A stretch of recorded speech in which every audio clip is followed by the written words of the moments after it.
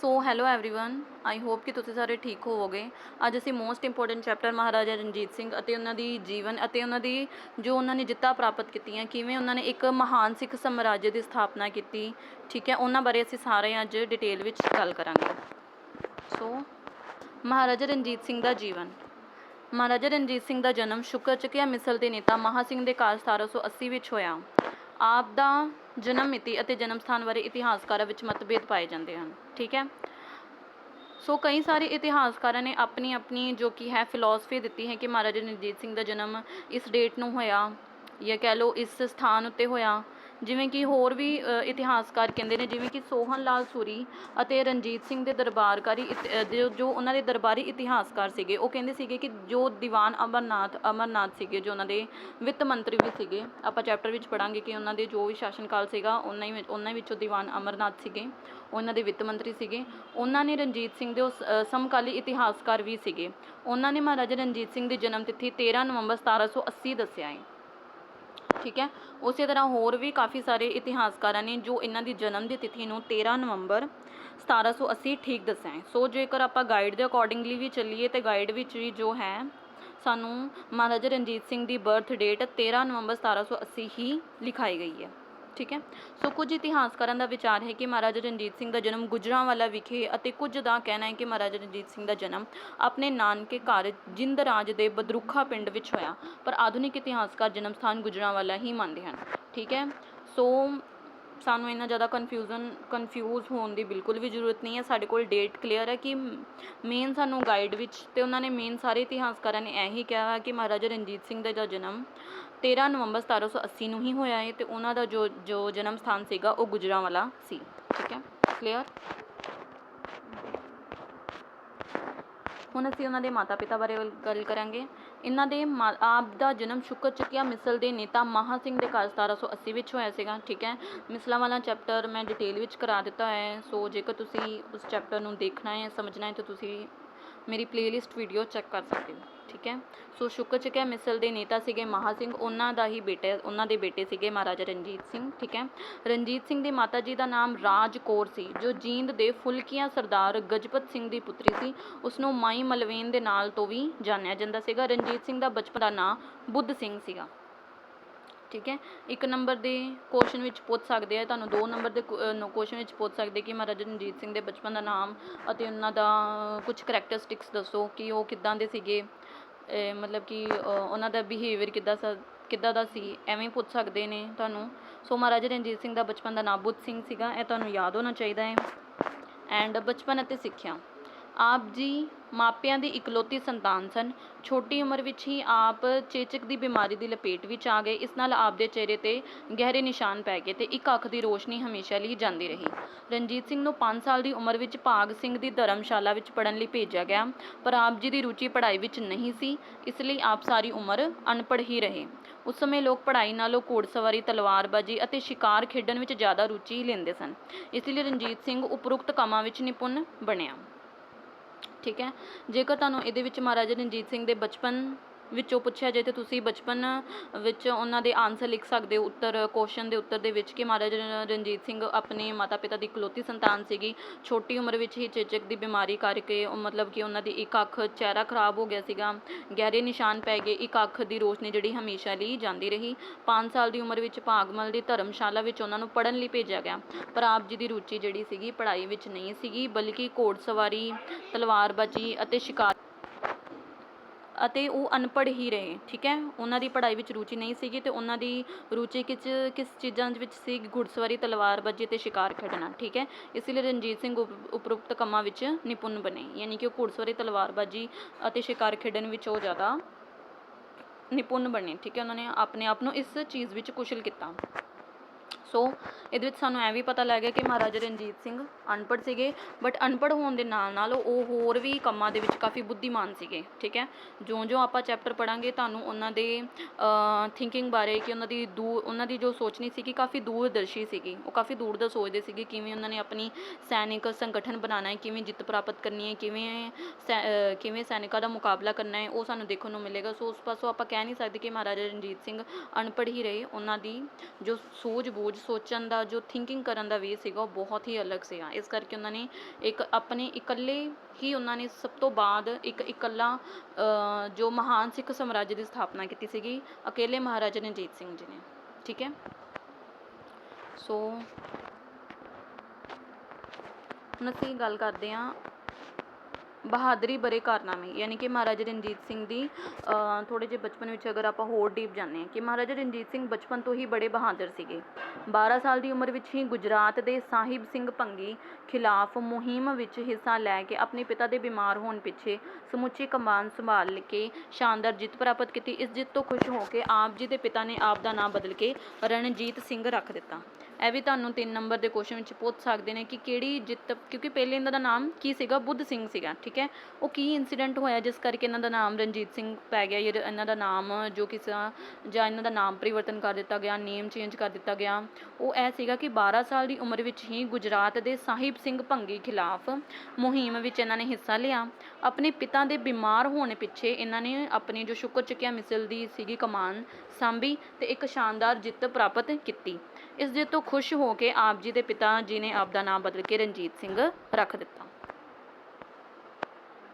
ਸੋ 1793 ਈਸਵੀ ਦੇ ਵਿੱਚ ਇੱਕ ਵਾਰੀ ਰਣਜੀਤ ਸਿੰਘ ਸ਼ਿਕਾਰ ਖੇਡਦੇ ਹੋਏ ਇਕੱਲਾ ਹੀ ਲਾਡੋਵਾਲੀ ਪਿੰਡ ਪਹੁੰਚ ਗਏ। ਚੱਠਾ ਕਬੀਲਾ ਦੇ ਸਰਦਾਰ ਹਸਮਤ ਖਾਂ ਨੇ ਮਹਾਂ ਸਿੰਘ ਹੱਥੋਂ ਹੋਏ ਅਪਮਾਨ ਦਾ ਬਦਲਾ ਲੈਣ ਲਈ ਰਣਜੀਤ ਸਿੰਘ ਉੱਪਰ ਜ਼ੋਰਦਾਰ ਹਮਲਾ ਕੀਤਾ। ਰਣਜੀਤ ਸਿੰਘ ਨੇ ਜਵਾਬੀ ਹਮਲੇ ਵਿੱਚ ਹਸਮਤ ਖਾਂ ਦਾ ਸਿਰ ਧੜ ਨਾਲੋਂ ਵੱਖ ਕਰ ਦਿੱਤਾ। ਸੋ ਇਹ ਮਹਾਰਾਜਾ ਰਣਜੀਤ ਸਿੰਘ ਦੇ ਬਹਾਦਰੀ ਦੇ ਬਚਪਨ ਵਿੱਚ ਜੋ ਉਹਨਾਂ ਨੇ ਕਾਰਨਾਮੇ ਕੀਤੇ ਸੀਗੇ, ਇਹ ਉਹ ਸੀਗੇ। ਸੋ ਜਦੋਂ ਹਸਮਤ ਖਾਂ ਦਾ ਜੋ ਧੜ ਸੀਗਾ, ਜੋ ਸਿਰ ਸੀਗਾ ਉਹਦਾ ਧੜ ਨਾਲੋਂ ਜਦੋਂ ਵੱਖ ਕਰ ਦਿੱਤਾ, ਅਤੇ ਮਹਾਰਾਜਾ ਰਣਜੀਤ ਸਿੰਘ ਦੇ ਪਿਤਾ ਨੇ ਮਹਾਰਾਜਾ ਰਣਜੀਤ ਸਿੰਘ ਵੱਲੋਂ ਇੱਕ ਭਵਿੱਖਬਾਣੀ ਕੀਤੀ ਸੀਗੀ ਕਿ ਗੁਜਰਾਂਵਾਲਾ ਦਾ ਪ੍ਰਦੇਸ਼ ਮੇਰੇ ਬਹਾਦਰ ਪੁੱਤਰ ਲਈ ਮਤਲਬ ਉਹਨਾਂ ਲਈ ਕਾਫੀ ਨਹੀਂ ਹੋਏਗਾ, ਇੱਕ ਨਾ ਇੱਕ ਦਿਨ ਆਪਣੇ ਲਈ ਇੱਕ ਵਿਸ਼ਾਲ ਸਮਰਾਜ ਦੀ ਸਥਾਪਨਾ ਇਹ ਕਰਕੇ ਹੀ ਰਹਿਣਗੇ। ਠੀਕ ਹੈ, ਸੋ ਇਹ ਇਹਨਾਂ ਦੀ ਲਾਈਫ ਬਾਰੇ ਸੀਗੀ। ਹੁਣ ਅਸੀਂ ਇਹਨਾਂ ਦੀ ਵਿਆਹ ਬਾਰੇ ਗੱਲ ਕਰਾਂਗੇ। ਠੀਕ ਹੈ, ਇਹਨਾਂ ਦੀ ਮੈਰਿਡ ਲਾਈਫ ਬਾਰੇ। ਮਹਾਰਾਜਾ ਰਣਜੀਤ ਸਿੰਘ ਦਾ ਵਿਆਹ 16 ਸਾਲ ਦੀ ਉਮਰ ਵਿੱਚ ਕਨ੍ਹਈਆ ਮਿਸਲ ਦੇ ਸਰਦਾਰ ਜੈ ਸਿੰਘ ਦੀ ਪੋਤਰੀ ਅਤੇ ਗੁਰਬਖਸ਼ ਸਿੰਘ ਦੀ ਪੁੱਤਰੀ। ਠੀਕ ਹੈ, ਜੈ ਸਿੰਘ ਕਨ੍ਹਈਆ ਕਦੀ ਇਹ ਪੋਤਰੀ ਸੀਗੀ। ਠੀਕ ਹੈ, ਅਤੇ ਗੁਰਬਖਸ਼ ਸਿੰਘ ਦੀ ਇਹ ਪੁੱਤਰੀ ਸੀਗੀ, ਉਹਨਾਂ ਦੀ ਬੇਟੀ ਸੀਗੀ ਮਹਿਤਾਬ ਕੌਰ ਨਾਲ 1796 ਈਸਵੀ ਵਿੱਚ ਹੋਇਆ। ਆਪ ਦੀ ਸੱਸ ਸਦਾ ਕੌਰ ਨੇ ਸ਼ਕਤੀ ਵਧਾਉਣ ਵਿੱਚ ਸਲਾਹਯੋਗ ਕੰਮ ਕੀਤਾ।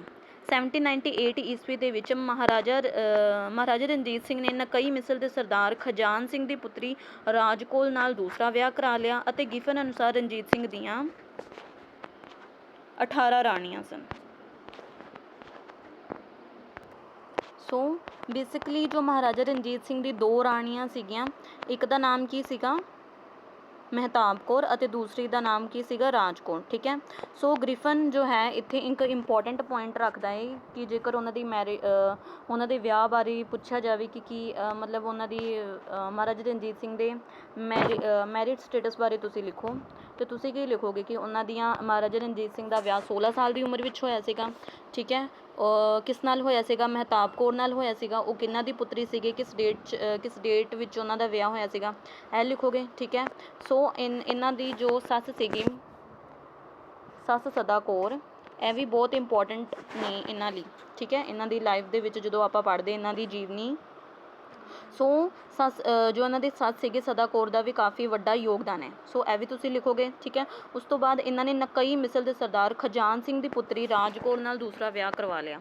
ਠੀਕ ਹੈ, ਸੋ ਗ੍ਰਿਫਨ ਅਨੁਸਾਰ, ਗ੍ਰਿਫਨ ਜੋ ਇੱਕ ਇਤਿਹਾਸਕਾਰ ਹੋਏਗਾ, ਉਸਨੇ ਕਿਹਾ ਹੈ ਕਿ ਮਹਾਰਾਜਾ ਰਣਜੀਤ ਸਿੰਘ ਦੀਆਂ 18 ਰਾਣੀਆਂ ਸੀ, ਪਰ ਸਭ ਤੋਂ ਜ਼ਿਆਦਾ ਮਹਾਰਾਜਾ ਰਣਜੀਤ ਸਿੰਘ ਰਾਜ ਕੌਰ ਨੂੰ ਸਭ ਤੋਂ ਜ਼ਿਆਦਾ ਆਦਰ ਕਰਦੇ ਸਨ। ਠੀਕ ਹੈ, ਆਦਰ ਸਭ ਤੋਂ ਜ਼ਿਆਦਾ ਰਾਜ ਕੌਰ ਨੂੰ ਦਿੰਦੇ ਸਨ। ਸੋ ਅਸੀਂ ਇਹ ਦੋਵੇਂ ਪੁਆਇੰਟ ਕਰ ਲਏ ਕਿ ਉਹਨਾਂ ਦੀ ਬਹਾਦਰੀ ਭਰੇ ਕਾਰਨਾਮੇ ਅਤੇ ਵਿਆਹ। ਹੁਣ ਅਸੀਂ ਗੱਲ ਕਰਦੇ ਹਾਂ ਤਿਕੜੀ ਦੀ ਸਰਪ੍ਰਸਤੀ। ਰਣਜੀਤ ਸਿੰਘ ਨਾਬਾਲਿਗ ਸੀ। 1792 ਈਸਵੀ ਵਿੱਚ ਮਹਾਂ ਸਿੰਘ ਦੀ ਮੌਤ ਹੋ ਗਈ, ਯਾਨੀ ਕਿ 1792 ਈਸਵੀ ਦੇ ਵਿੱਚ ਮਹਾਰਾਜਾ ਰਣਜੀਤ ਸਿੰਘ ਜੀ ਦੇ ਪਿਤਾ ਦੀ ਮੌਤ ਹੋ ਗਈ। ਰਾਜ ਪ੍ਰਬੰਧ ਦਾ ਕੰਮ ਮਾਤਾ ਰਾਜ ਕੌਰ ਦੇ ਹੱਥਾਂ ਵਿੱਚ ਆ ਗਿਆ। ਰਾਜ ਕੌਰ ਵਿੱਚ ਪ੍ਰਸ਼ਾਸਨਿਕ ਯੋਗਤਾ ਨਹੀਂ ਸੀ, ਇਸ ਲਈ ਉਸਨੇ ਸ਼ਾਸਨ ਦਾ ਪ੍ਰਬੰਧ ਆਪਣੇ ਚਹੇਤੇ ਦੀਵਾਨ ਲਖਪਤ ਰਾਏ ਨੂੰ ਸੌਂਪ ਦਿੱਤਾ।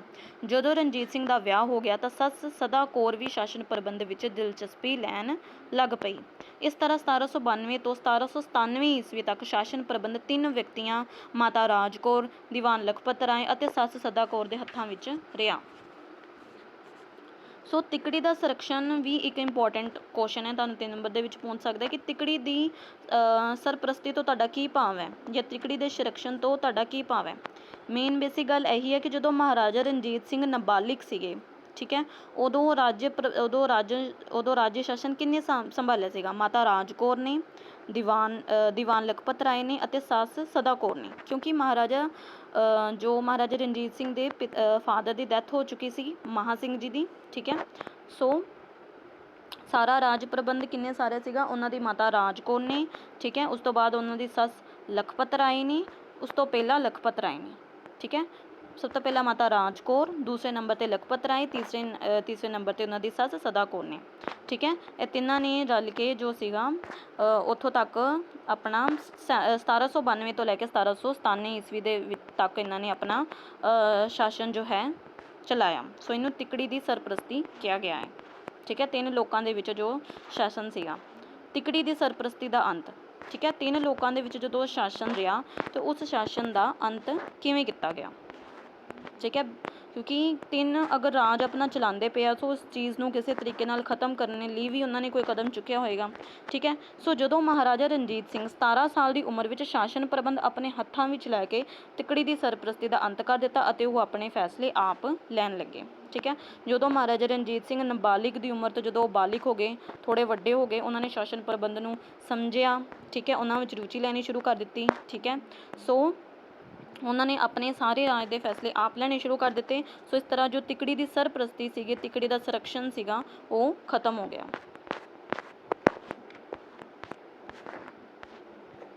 ਰਣਜੀਤ ਸਿੰਘ ਤੇ ਸ਼ਿਵਾਜੀ ਮਰਾਠੇ ਵਿਚਾਲੇ ਤੁਲਨਾ। ਸੋ ਇਹ ਬਿਲਕੁਲ ਠੀਕ ਹੈ ਕਿ ਦੋਵਾਂ ਨੂੰ ਵਿਰਾਸਤ ਵਿੱਚ ਬੜਾ ਨਾਮਾਤਰ ਰਾਜ ਹੀ ਮਿਲਿਆ। ਦੋਵਾਂ ਨੇ ਹੀ ਆਪਣੀ ਮੌਤ ਤੱਕ ਇੱਕ ਵਿਸ਼ਾਲ ਸਾਮਰਾਜ ਕਾਇਮ ਕੀਤਾ, ਪਰ ਦੋਵਾਂ ਦੇ ਮੁੱਢਲੇ ਜੀਵਨ ਵਿੱਚ ਬੜਾ ਅੰਤਰ ਸੀ। ਸ਼ਿਵਾਜੀ ਦੀ ਮਾਂ ਜੀਜਾਬਾਈ ਬੜੇ ਉੱਚੇ ਆਦਰਸ਼ ਵਾਲੀ ਸੀ, ਦੂਜੇ ਪਾਸੇ ਰਣਜੀਤ ਸਿੰਘ ਦੀ ਮਾਤਾ ਰਾਜ ਕੌਰ ਵਿੱਚ ਜੀਜਾਬਾਈ ਵਾਲੇ ਗੁਣਾਂ ਦੀ ਘਾਟ ਸੀ, ਇਸ ਕਰਕੇ ਉਹ ਰਣਜੀਤ ਸਿੰਘ ਦੇ ਚਰਿੱਤਰ ਨਿਰਮਾਣ ਵਿੱਚ ਕੋਈ ਖਾਸ ਯੋਗਦਾਨ ਨਾ ਪਾ ਸਕੀ। ਸ਼ਿਵਾਜੀ ਦੇ ਸਰਪ੍ਰਸਤ ਦਾਦਾ ਜੀ ਕੋਂਡ ਦੇਵ ਨੇ ਸ਼ਿਵਾਜੀ ਨੂੰ ਯੁੱਧ ਕਲਾ ਤੇ ਰਾਜ ਪ੍ਰਬੰਧ ਵਿੱਚ ਨਿਪੁੰਨ ਕਰ ਦਿੱਤਾ, ਪਰ ਰਣਜੀਤ ਸਿੰਘ ਦਾ ਸਰਪ੍ਰਸਤ ਦੀਵਾਨ ਲਖਪਤ ਰਾਏ ਮਾੜੇ ਚਰਿੱਤਰ ਦਾ ਸੀ। ਉਹ ਚਾਹੁੰਦਾ ਸੀਗਾ ਕਿ ਰਣਜੀਤ ਸਿੰਘ ਰੰਗ ਲਲੀਆਂ ਵਿੱਚ ਰੁੱਝਾ ਰਹੇ, ਇਸ ਲਈ ਦੋਵਾਂ ਦੇ ਮੁੱਢਲੇ ਜੀਵਨ ਵਿੱਚ ਜ਼ਮੀਨ ਆਸਮਾਨ ਦਾ ਅੰਤਰ ਸੀ। ਇਹ ਰਣਜੀਤ ਸਿੰਘ ਦੇ ਆਪਣੇ ਗੁਣਾਂ ਤੇ ਯੋਗਤਾ ਦਾ ਕਮਾਲ ਸੀ ਕਿ ਉਹ ਬਾਅਦ ਵਿੱਚ ਸ਼ਿਵਾਜੀ ਵਾਂਗ ਇੱਕ ਮਹਾਨ ਸ਼ਾਸਕ ਬਣੇ, ਠੀਕ ਹੈ। ਇਹਨਾਂ ਦੀ ਆਪਸ ਵਿੱਚ ਤੁਲਨਾ ਕਿਉਂ ਕੀਤੀ ਗਈ? ਕਿਉਂਕਿ ਮਹਾਰਾਜਾ ਰਣਜੀਤ ਸਿੰਘ ਵੀ ਜਿਨ੍ਹਾਂ ਨੇ ਇਕੱਲੇ, ਜਿਵੇਂ ਕਿ ਲਾਸਟ ਵਿੱਚ ਉਹਨਾਂ ਨੇ ਕਿਹਾ ਵਾ ਕਿ ਉਹਨਾਂ ਨੂੰ ਆਪਣੀ ਮਾਤਾ ਜੀ ਵੱਲੋਂ ਵੀ ਉਹਨਾਂ ਦੇ ਚਰਿੱਤਰ ਦਾ ਨਿਰਮਾਣ ਨਹੀਂ ਹੋ ਪਾਇਆ ਸੀਗਾ, ਠੀਕ ਹੈ। ਸੋ ਛੇਤੀ ਹੀ ਉਹਨਾਂ ਦੇ ਪਿਤਾ ਦੀ ਮੌਤ ਹੋ ਚੁੱਕੀ ਸੀਗੀ। ਸੋ ਆਪਣੇ ਪਿਤਾ ਦੀ ਮੌਤ ਦੇ ਕਾਰਨ ਉਹ ਮਤਲਬ ਕਿ ਇੰਨੀ ਛੇਤੀ ਰਾਜ ਪ੍ਰਬੰਧ ਵਿੱਚ ਕੀ ਸੀਗੇ, ਨਿਪੁੰਨ ਨਹੀਂ ਹੋ ਪਾਏ, ਠੀਕ ਹੈ। ਸੋ ਜਦੋਂ ਦੀਵਾਨ ਲਖਪਤ ਰਾਏ ਦੂਸਰੇ ਨੰਬਰ 'ਤੇ ਜਦੋਂ ਉਹਨਾਂ ਨੇ ਆਪਣਾ ਆਪ ਖੁਦ ਜਦੋਂ ਸ਼ਾਸਨ ਪ੍ਰਬੰਧ ਚਲਾਉਣਾ ਸ਼ੁਰੂ ਕਰ ਦਿੱਤਾ, ਕਿਉਂਕਿ ਮਹਾਰਾਜਾ ਰਣਜੀਤ ਸਿੰਘ ਉਦੋਂ ਨਾਬਾਲਿਗ ਸੀਗੇ। ਸੋ ਜੋ ਵੀ ਹੈ, ਮਹਾਰਾਜਾ ਰਣਜੀਤ ਸਿੰਘ ਨੇ ਆਪਣੇ ਗੁਣਾਂ ਤੇ ਯੋਗਤਾ ਦੇ ਕਮਾਲ 'ਤੇ ਬਾਅਦ ਵਿੱਚ ਸ਼ਿਵਾਜੀ ਵਾਂਗ ਇੱਕ ਮਹਾਨ ਸ਼ਾਸਕ ਬਣਾਇਆ, ਜਦਕਿ ਦੂਸਰੀ ਤਰਫ ਸ਼ਿਵਾਜੀ ਮਰਾਠਾ ਜੋ ਸੀਗੇ, ਉਹ ਆਪਣੀ ਜੋ ਉਹਨਾਂ ਦੀ ਮਰਾਠਾ ਕੌਮ ਸੀਗੀ, ਉਸ ਵਿੱਚ ਸਭ ਤੋਂ ਮਹਾਨ ਸੈਨਿਕ ਸੀਗੇ, ਮਤਲਬ ਕਿ ਮਹਾਨ ਸੈਨਿਕ ਯੋਧਾ ਸੀਗੇ ਉਹਨਾਂ ਵਿੱਚ, ਠੀਕ ਹੈ।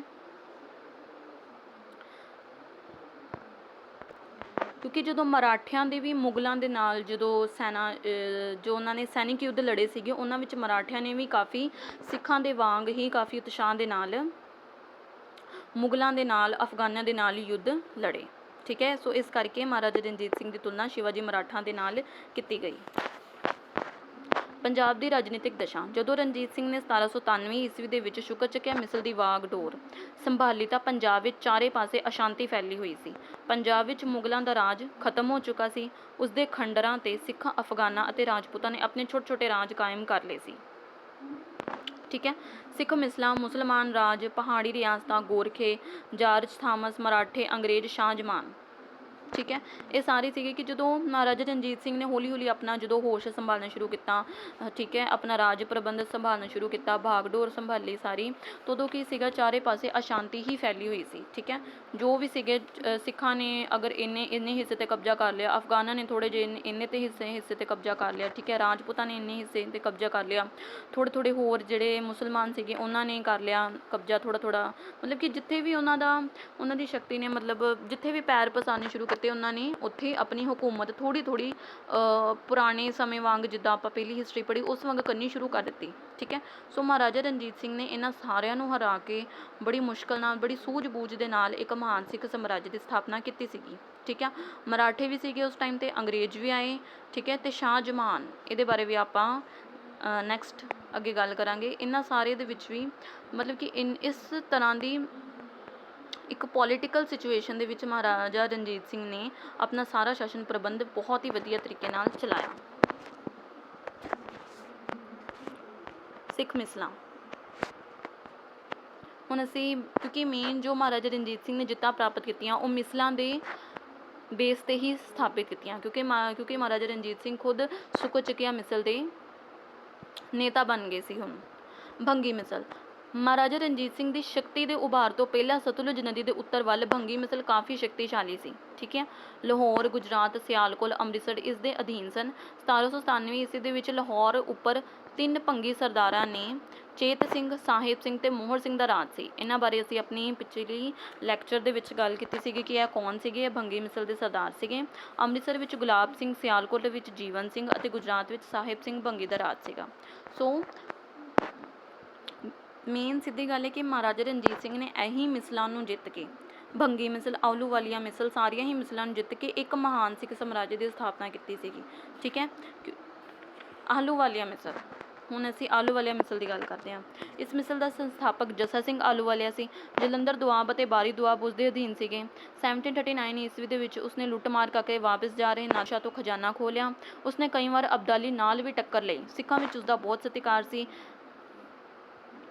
ਅਤੇ ਜੱਸਾ ਸਿੰਘ ਆਹਲੂਵਾਲੀਆ ਜੋ ਸਾਡੇ ਦਲ ਖਾਲਸਾ ਦੀ ਸੈਨਾ ਦਾ ਪ੍ਰਧਾਨ ਸੈਨਾਪਤੀ ਵੀ ਸੀ। ਠੀਕ ਹੈ, ਸੋ ਮਹਾਰਾਜਾ ਰਣਜੀਤ ਸਿੰਘ ਦੇ ਚੰਗੇ ਭਾਗੀ 1783 ਈਸਵੀ ਦੇ ਵਿੱਚ ਮਹਾਨ ਯੋਧੇ ਦੀ ਮੌਤ ਹੋ ਚੁੱਕੀ ਸੀ। ਉਹਨਾਂ ਦੀ ਮੌਤ ਪਿੱਛੋਂ ਭਾਗ ਸਿੰਘ ਉੱਤਰਾਧਿਕਾਰੀ ਬਣਿਆ।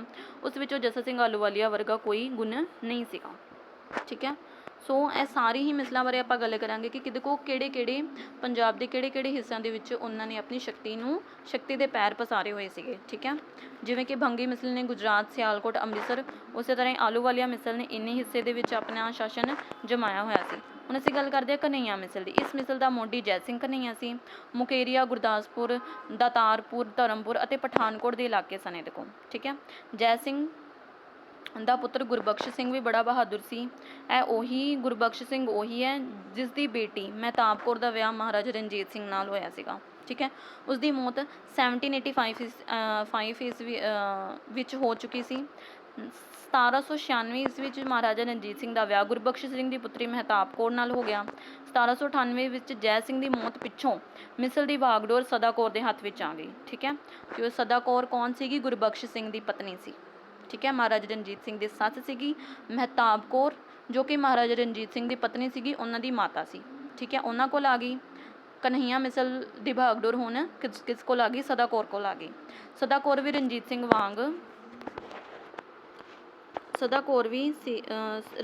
ਵਾਂਗ ਪੰਜਾਬ ਆਪਣੇ ਅਧੀਨ ਕਰਨਾ ਚਾਹੁੰਦੀ ਸੀ, ਇਸ ਲਈ ਦੋਵਾਂ ਵਿੱਚ ਟੱਕਰ ਹੋਣਾ ਲਾਜ਼ਮੀ ਸੀਗੀ। ਠੀਕ ਹੈ, ਸ਼ਾਸਨ ਪ੍ਰਬੰਧ ਵਿੱਚ ਹੁਣ ਰਾਣੀ ਸਦਾ ਕੌਰ ਨੇ ਵੀ ਥੋੜ੍ਹਾ ਜਿਹਾ ਇੰਟਰਸਟ ਲੈਣਾ ਸ਼ੁਰੂ ਕਰ ਦਿੱਤਾ ਸੀਗਾ। ਸ਼ੁਕਰ ਚੱਕਿਆ ਮਿਸਲ, ਇਸ ਮਿਸਲ ਦੀ ਨੀਂਹ ਰਣਜੀਤ ਸਿੰਘ ਦੇ ਦਾਦਾ ਜੀ ਚੜ੍ਹਤ ਸਿੰਘ ਨੇ ਰੱਖੀ ਸੀ। ਚੜ੍ਹਤ ਸਿੰਘ ਦੀ ਮੌਤ ਪਿੱਛੋਂ 1774 ਵਿੱਚ ਮਹਾਂ ਸਿੰਘ ਉੱਤਰਾਧਿਕਾਰੀ ਬਣੇ।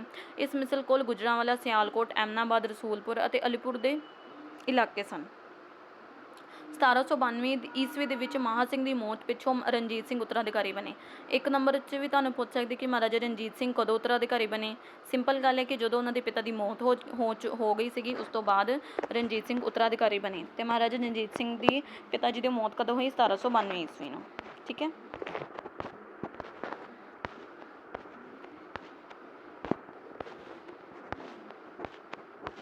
ਹੁਣ ਅਸੀਂ ਗੱਲ ਕਰਦੇ ਹਾਂ ਰਾਮਗੜੀਆ ਮਿਸਲ ਦੀ। ਸੋ ਇਸ ਮਿਸਲ ਦੇ ਮੋਢੀ ਜੱਸਾ ਸਿੰਘ ਰਾਮਗੜੀਆ ਸੀ। ਇਸ ਮਿਸਲਾਂ ਦੇ ਅਧੀਨ ਵੀ ਬਟਾਲਾ, ਕਲਾਨੌਰ, ਕਾਦੀਆਂ ਅਤੇ ਗੁਰਦਾਸਪੁਰ ਦੇ ਇਲਾਕੇ ਸਨ। ਇਹ ਸਿੱਖਾਂ ਵਿੱਚ ਕਾਫੀ ਹਰਮਨ ਪਿਆਰੀ ਸਨ। ਉਹ ਆਪਣੀ ਦਲੇਰੀ ਕਾਰਨ ਪ੍ਰਸਿੱਧ ਹਨ। ਉਹ ਕਈ ਵਾਰ ਦੁਰਾਨੀਆਂ ਦੇ ਘੇਰੇ ਵਿੱਚ ਜਾ ਕੇ ਵੀ ਲੁੱਟਮਾਰ ਕਰ ਲਿਆਉਂਦੇ ਸਨ। ਇਹ ਰਣਜੀਤ ਸਿੰਘ ਦੀ ਚੰਗੀ ਕਿਸਮਤ ਸੀ ਕਿ ਜੱਸਾ ਸਿੰਘ ਹੁਣ ਬਿਰਧ ਹੋ ਚੁੱਕੇ ਸਨ, ਇਸ ਲਈ ਉਹ ਰਣਜੀਤ ਸਿੰਘ ਦੇ ਰਸਤੇ ਵਿੱਚ ਰੋੜਾ ਨਹੀਂ ਬਣ ਸਕਦੇ ਸਨ। ਸੋ ਰਾਮਗੜੀਆ ਮਿਸਲ ਵੀ ਸੀਗੀ ਜੋ ਕਿ ਸੀਗੀ ਰਣਜੀਤ ਸਿੰਘ ਦੇ ਨਾਲ ਸ਼ਾਮਿਲ ਹੋ ਚੁੱਕੇ ਸੀਗੇ। ਫੈਜ਼ਲਪੁਰੀਆ ਮਿਸਲ, ਇਸ ਮਿਸਲ ਦੇ ਮੋਢੀ ਨਵਾਬ ਕਪੂਰ ਸਿੰਘ ਸੀ। 1753 ਈਸਵੀ ਵਿੱਚ ਨਵਾਬ ਕਪੂਰ ਸਿੰਘ ਦੀ ਮੌਤ ਹੋ ਗਈ। ਉਹਨਾਂ ਦਾ ਭਤੀਜਾ ਖੁਸ਼ਹਾਲ ਸਿੰਘ ਉੱਤਰਾਧਿਕਾਰੀ ਬਣਿਆ। ਉਹ ਬਹਾਦਰ ਤੇ ਯੋਗ ਨੇਤਾ ਸੀ। ਉਸਨੇ ਜਲੰਧਰ, ਨੂਰਪੁਰ, ਬਹਿਰਾਮਪੁਰ, ਪੱਟੀ ਆਦਿ ਇਲਾਕਿਆਂ ਨੂੰ ਜਿੱਤ ਕੇ ਆਪਣਾ ਰਾਜ ਵਿਸਥਾਰ ਕੀਤਾ। 1795 ਈਸਵੀ ਵਿੱਚ ਖੁਸ਼ਹਾਲ ਸਿੰਘ ਦੀ ਮੌਤ ਪਿੱਛੋਂ ਉਸਦਾ ਪੁੱਤਰ ਬੁੱਧ ਸਿੰਘ ਰਾਜਗੱਦੀ ਤੇ ਬੈਠਿਆ। ਰਣਜੀਤ ਸਿੰਘ ਦੇ ਚੰਗੇ ਭਾਗੀ ਬੁੱਧ ਸਿੰਘ ਯੋਗ ਸ਼ਾਸਕ ਸਿੱਧ ਨਾ ਹੋਇਆ। ਸੋ ਇਸੇ ਤਰ੍ਹਾਂ ਹੀ ਬੇਸਿਕਲੀ ਮਹਾਰਾਜਾ ਰਣਜੀਤ ਸਿੰਘ ਨੇ ਜੋ ਕਮਜ਼ੋਰ ਮਿਸਲਾਂ ਸੀਗੀਆਂ, ਜਿਨ੍ਹਾਂ ਦੇ ਮਤਲਬ ਕਿ ਕਹਿ ਲਓ ਤੁਸੀਂ ਕਮਜ਼ੋਰ ਸ਼ਾਸਕ ਸੀਗੇ, ਉਹਨਾਂ ਨਾਲ ਲੜਾਈ ਕਰਕੇ ਉਹਨਾਂ ਨੂੰ ਆਪਣੇ ਅੰਡਰ ਕਰ ਲਿਆ। ਇਸੇ ਤਰ੍ਹਾਂ ਮਹਾਰਾਜਾ ਰਣਜੀਤ ਸਿੰਘ ਦੀ ਜੋ ਪਾਵਰ ਸੀਗੀ ਇਨਕਰੀਜ਼ ਹੁੰਦੀ ਗਈ, ਉਹਨਾਂ ਦੀ ਸ਼ਕਤੀ ਵੱਧਦੀ ਗਈ ਇਸੇ ਤਰ੍ਹਾਂ। ਠੀਕ ਹੈ, ਜੇਕਰ ਕੋਈ ਸ਼ਕਤੀਸ਼ਾਲੀ ਸਾਮਰਾਜ ਸੀਗਾ ਉਹਨਾਂ ਨੂੰ ਵੀ ਉਹਨਾਂ ਨਾਲ ਲੜਾਈ ਕਰਕੇ ਹਰਾ ਕੇ ਉਹਨਾਂ ਨੂੰ ਆਪਣੇ ਵੱਲ ਕਰ ਲੈਂਦੇ ਸੀਗੇ, ਅਤੇ ਜੇਕਰ ਕੋਈ ਛੋਟੀ ਮਿਸਲਾਂ ਸੀਗੀਆਂ ਜਿਨ੍ਹਾਂ ਦਾ ਸ਼ਾਸਕ ਵੀ ਬਿਲਕੁਲ ਠੀਕ ਨਹੀਂ ਸੀਗਾ, ਉਹ ਸ਼ਾਸਕ ਨਹੀਂ ਚਲਾ ਪਾ ਰਿਹਾ, ਉਸ ਨਾਲ ਵੀ ਲੜਾਈ ਕਰਕੇ ਉਸ ਮਿਸਲ ਨੂੰ ਆਪਣੀ ਮਿਸਲ ਦੇ ਵਿੱਚ ਆਪਣੇ ਰਾਜ ਵਿੱਚ ਸ਼ਾਮਿਲ ਕਰ ਲੈਂਦੇ ਸੀਗੇ। ਹੁਣ ਅਸੀਂ ਗੱਲ ਕਰਦੇ ਹਾਂ ਮੁਸਲਮਾਨ ਰਾਜ ਦੀ। 18ਵੀਂ ਸਦੀ ਦੇ ਅੰਤ ਵਿੱਚ ਪੰਜਾਬ ਦੇ ਉੱਤਰ ਪੱਛਮੀ ਇਲਾਕਿਆਂ ਵਿੱਚ ਮੁਸਲਮਾਨਾਂ ਨੇ ਕਈ ਸੁਤੰਤਰ ਰਿਆਸਤਾਂ ਕਾਇਮ ਕਰ ਲਈਆਂ। ਕਸੂਰ ਉੱਪਰ ਪਠਾਨ ਹਾਕਮ ਨਿਜ਼ਾਮੁਦੀਨ ਦਾ ਸ਼ਾਸਨ ਸੀ। ਮੁਲਤਾਨ ਉੱਪਰ ਮੁਜ਼ੱਫਰ ਖਾਂ, ਕਸ਼ਮੀਰ ਉੱਪਰ ਅੰਤਾ ਮੁਹੰਮਦ ਖਾਂ ਅਤੇ ਪਿਸ਼ਾਵਰ ਉੱਪਰ ਫਤਿਹ ਖਾਂ ਦਾ ਸ਼ਾਸਨ ਸੀ। ਠੀਕ ਹੈ, ਜਿਵੇਂ ਕਿ ਅਸੀਂ ਪਹਿਲੇ ਵੀ ਗੱਲ ਕੀਤੀ ਕਿ ਪੰਜਾਬ ਦੀ ਜਿਹੜੀ ਰਾਜਨੀਤਿਕ ਦਸ਼ਾ ਜਦੋਂ ਮਹਾਰਾਜਾ ਰਣਜੀਤ ਸਿੰਘ ਨੇ ਬਾਗਡੋਰ ਸਾਂਭੀ ਅਤੇ ਉਹਨਾਂ ਨੂੰ ਕਾਫੀ ਮੁਸ਼ਕਲਾਂ ਦਾ ਸਾਹਮਣਾ ਕਰਨਾ ਪਿਆ। ਠੀਕ ਹੈ, ਕਿਉਂਕਿ ਸਭ ਤੋਂ ਪਹਿਲਾਂ ਤਾਂ ਛੋਟੀ ਛੋਟੀ ਮਿਸਲਾਂ ਦੇ ਨਾਲ ਲੜਾਈ ਕਰਕੇ ਉਹਨਾਂ ਨੂੰ ਆਪਣੇ ਅੰਡਰ ਕਰਨਾ, ਉਸ ਤੋਂ ਬਾਅਦ ਸ਼ਕਤੀਸ਼ਾਲੀ ਮਿਸਲਾਂ ਦੇ ਨਾਲ ਦੋਸਤੀ ਸਥਾਪਿਤ ਕਰਨੀ, ਉਹਨਾਂ ਨੂੰ ਹਰਾ ਕੇ ਉਸ ਤੋਂ ਬਾਅਦ ਮੁਸਲਮਾਨਾਂ ਨੇ ਵੀ ਆਪਣੀ ਛੋਟੀ ਛੋਟੀ ਰਿਆਸਤਾਂ ਜਿਹੜੀਆਂ ਕਾਇਮ ਕਰ ਲਿੱਤੀਆਂ ਸੀਗੀਆਂ ਉਸਨਾਂ ਨਾਲ ਵੀ ਲੜਨਾ। ਠੀਕ ਹੈ, ਇਸ ਤੋਂ ਇਲਾਵਾ ਬਹਿਲਾਵਪੁਰ, ਸਿੰਧ, ਡੇਰਾ ਇਸਮਾਈਲ ਖਾਂ, ਪਾਕਪਟਨ, ਖੁਸ਼ਾਬ ਜੰਗ, ਬਹੂ ਕੋਟਾਨ, ਟੋਂਕ, ਇਹਨਾਂ ਨੇ ਸਾਰੀਆਂ ਹੀ ਮਤਲਬ ਕਿ ਇਹਨਾਂ ਜਗ੍ਹਾ ਦੇ ਉੱਤੇ ਇਹਨਾਂ ਨੇ ਆਪਣਾ ਸ਼ਾਸਕ ਰਾਜ ਸਥਾਪਿਤ ਕੀਤਾ ਸੀਗਾ। ਜਦਕਿ ਇਹਨਾਂ ਸਾਰੇ ਸ਼ਾਸਕਾਂ ਦੇ ਵਿੱਚ ਕੋਈ ਆਪਸੀ ਏਕਤਾ ਨਹੀਂ ਸੀਗੀ। ਮਹਾਰਾਜਾ ਰਣਜੀਤ ਸਿੰਘ ਨੂੰ ਇਹਨਾਂ ਤੋਂ ਕੋਈ ਖਤਰਾ ਨਹੀਂ ਸੀਗਾ, ਕਿਉਂਕਿ ਮਹਾਰਾਜਾ ਰਣਜੀਤ ਸਿੰਘ ਨੇ ਆਪਣੀ ਡੂੰਘੀ ਸੂਝ-ਬੂਝ ਦੇ ਨਾਲ ਇਹਨਾਂ ਨਾਲ ਯੁੱਧ ਕੀਤਾ ਅਤੇ ਇਹਨਾਂ ਦੇ ਉੱਪਰ ਜਿੱਤ ਪ੍ਰਾਪਤ ਕੀਤੀ। ਹੁਣ ਅਸੀਂ ਗੱਲ ਕਰਦੇ ਹਾਂ ਪਹਾੜੀ ਰਿਆਸਤਾਂ ਬਾਰੇ। ਉਸ ਸਮੇਂ ਪੰਜਾਬ ਦੇ ਉੱਤਰ ਵਿੱਚ ਬਹੁਤ ਸਾਰੀਆਂ ਪਹਾੜੀ ਰਿਆਸਤਾਂ ਸਨ। ਇਹਨਾਂ ਵਿੱਚੋਂ ਕਾਂਗੜੇ ਦੀ ਰਿਆਸਤ ਸਭ ਤੋਂ ਪ੍ਰਸਿੱਧ ਸੀ। ਕਾਂਗੜੇ ਦਾ ਸ਼ਾਸਕ ਸੰਸਾਰ ਚੰਦ ਕਟੋਚ ਉੱਚ ਇਰਾਦਿਆਂ ਵਾਲਾ ਸੀ। ਉਹ ਸਾਰੇ ਪੰਜਾਬ ਨੂੰ ਆਪਣੇ ਅਧੀਨ ਕਰਨ ਦੇ ਸੁਪਨੇ ਦੇਖ ਰਿਹਾ ਸੀ।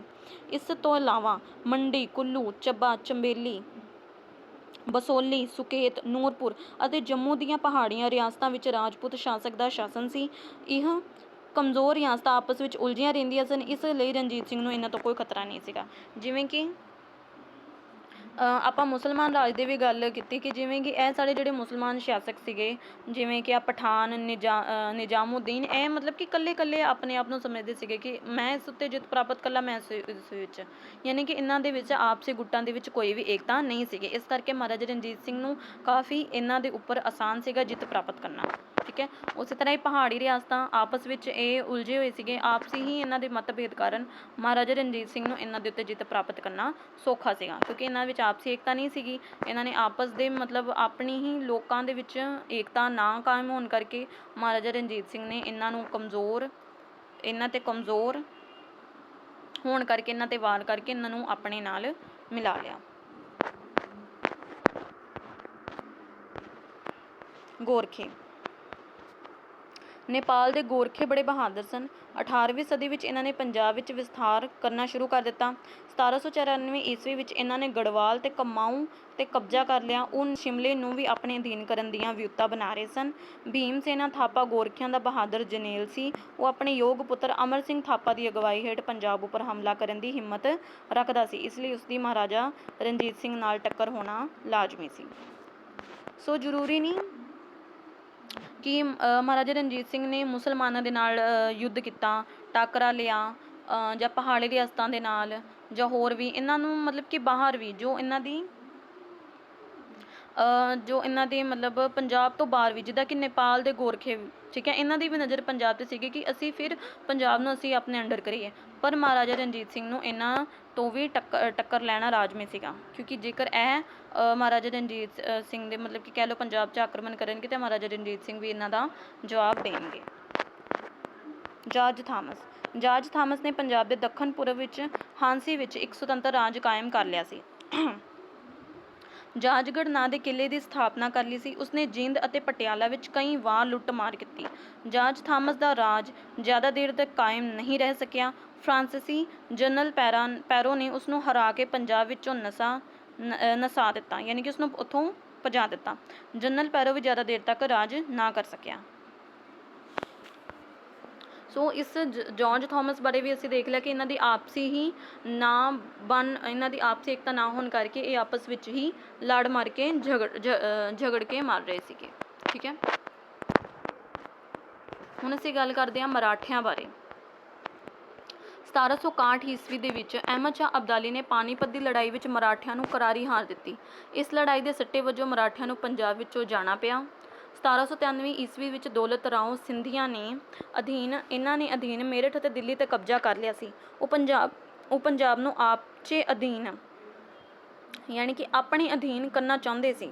ਇੱਕ ਹੋਰ ਮਰਾਠਾ ਨੇਤਾ ਤਾਰਾ ਰਾਓ ਪੰਜਾਬ ਦੇ ਦੱਖਣ ਪੂਰਬ ਵਿੱਚ ਸਥਿਤ ਫੁਲਕਿਆ ਮਿਸਲ ਉੱਪਰ ਹਮਲਾ ਕਰ ਚੁੱਕਿਆ ਸੀ। ਮਰਾਠੇ ਰਣਜੀਤ ਸਿੰਘ ਲਈ ਖਤਰਾ ਬਣ ਸਕਦੇ ਸਨ, ਪਰ ਰਣਜੀਤ ਸਿੰਘ ਦੇ ਚੰਗੇ ਭਾਗੀ ਉਸ ਸਮੇਂ ਮਰਾਠਿਆਂ ਨੂੰ ਅੰਗਰੇਜ਼ਾਂ ਨਾਲ ਉਲਝਣਾ ਪੈ ਗਿਆ, ਇਸ ਕਰਕੇ ਉਹ ਪੰਜਾਬ ਵੱਲ ਧਿਆਨ ਨਾ ਦੇ ਸਕੇ।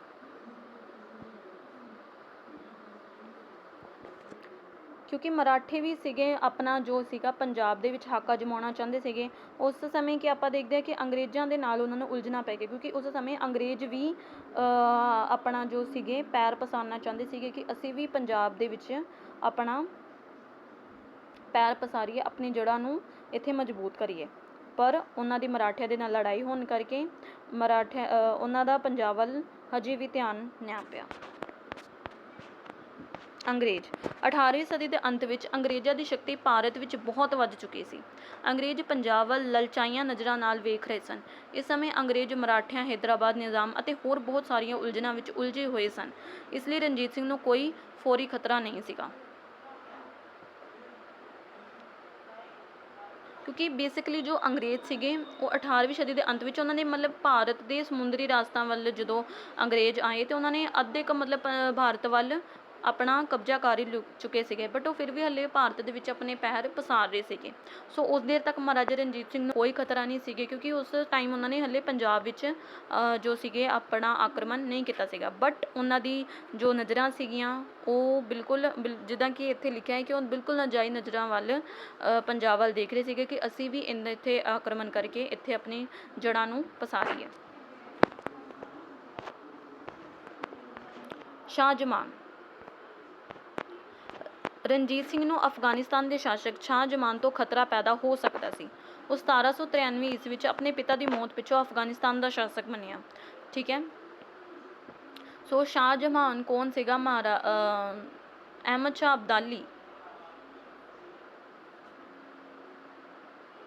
ਸ਼ਾਹ ਅਬਦਾਲੀ ਦਾ ਬੇਟਾ ਸੀਗਾ। ਉਸਨੇ ਪਹਿਲਾਂ 1793 ਈਸਵੀ ਦੇ ਵਿੱਚ ਅਤੇ 1995 ਈਸਵੀ ਵਿੱਚ ਪੰਜਾਬ ਉੱਪਰ ਹਮਲਾ ਕੀਤਾ, ਪਰ ਘਰੇਲੂ ਕਾਰਨਾਂ ਕਰਕੇ ਉਹ ਆਪਣੇ ਮੁਹਿੰਮਾਂ ਵਿੱਚ ਛੱਡ ਕੇ ਵਾਪਸ ਮੁੜਨਾ ਪਿਆ, ਠੀਕ ਹੈ। 1793 ਈਸਵੀ ਵਿੱਚ ਤੀਸਰੇ ਹਮਲੇ ਦੌਰਾਨ ਉਸਨੇ ਲਾਹੌਰ ਉੱਪਰ ਕਬਜ਼ਾ ਕਰ ਲਿਆ। ਉਹ ਸਾਰੇ ਪੰਜਾਬ ਨੂੰ ਆਪਣੇ ਅਧੀਨ ਕਰਨਾ ਚਾਹੁੰਦਾ ਸੀ। ਕਾਬਲ ਵਿੱਚ ਉਸਦੇ ਭਰਾ ਸ਼ਾਹ ਮਹਿਮੂਦ ਨੇ ਬਗਾਵਤ ਕਰ ਦਿੱਤੀ, ਇਸ ਲਈ ਉਸਨੂੰ ਵਾਪਸ ਜਾਣਾ ਪਿਆ। ਮਤਲਬ ਕਿ ਸ਼ਾਹ ਮੁਹੰਮਦ ਅਤੇ ਸ਼ਾਹਜਮਾਨ ਦੋਨੋਂ ਭਰਾ ਸੀਗੇ। ਦੋਨਾਂ ਵਿੱਚ ਆਪਸੀ ਜੋ ਸੀਗੇ ਰਾਜਗੱਦੀ ਤੋਂ ਯੁੱਧ ਹੋ ਰਹੇ ਸੀਗੇ, ਉਹ ਆਪਸ ਵਿੱਚ ਮਤਲਬ ਲੱਗੇ ਰਹੇ। ਇੱਧਰੋਂ ਮਹਾਰਾਜਾ ਰਣਜੀਤ ਸਿੰਘ ਆਪਣੇ ਚੌਥੇ ਹਮਲੇ ਦੌਰਾਨ 27 ਨਵੰਬਰ 1798 ਈਸਵੀ ਨੂੰ ਸ਼ਾਹਜਮਾਨ ਨੇ ਫਿਰ ਲਾਹੌਰ ਉੱਪਰ ਕਬਜ਼ਾ ਕਰ ਲਿਆ। ਰਣਜੀਤ ਸਿੰਘ ਨੇ ਲਾਹੌਰ ਦੇ ਕਿਲ੍ਹੇ ਦੇ ਬਾਹਰ ਸ਼ਾਹਜਮਾਨ ਨੂੰ ਵੰਗਾਰਿਆ, ਪਰ ਸ਼ਾਹਜਮਾਨ ਪੂਰੀ ਤਿਆਰੀ ਤੋਂ ਬਿਨਾਂ ਰਣਜੀਤ ਸਿੰਘ ਨਾਲ ਉਲਝਣਾ ਨਹੀਂ ਚਾਹੁੰਦਾ ਸੀ। ਸੋ ਇਸੇ ਤਰ੍ਹਾਂ ਮਹਾਰਾਜਾ ਰਣਜੀਤ ਸਿੰਘ ਨੂੰ ਮਤਲਬ ਕਿ ਪਹਾੜੀ ਰਿਆਸਤਾਂ ਹਰ ਪਾਸੋਂ ਮਹਾਰਾਜਾ ਰਣਜੀਤ ਸਿੰਘ ਨੂੰ ਪੰਜਾਬ ਤੋਂ ਖਤਰਾ ਸੀਗਾ, ਬਟ ਫਿਰ ਵੀ ਉਹਨਾਂ ਨੇ ਆਪਣੀ ਸੂਝ-ਬੂਝ ਦੇ ਨਾਲ ਇੱਕ ਸਿੱਖ ਸਾਮਰਾਜ ਸਥਾਪਿਤ ਕੀਤਾ।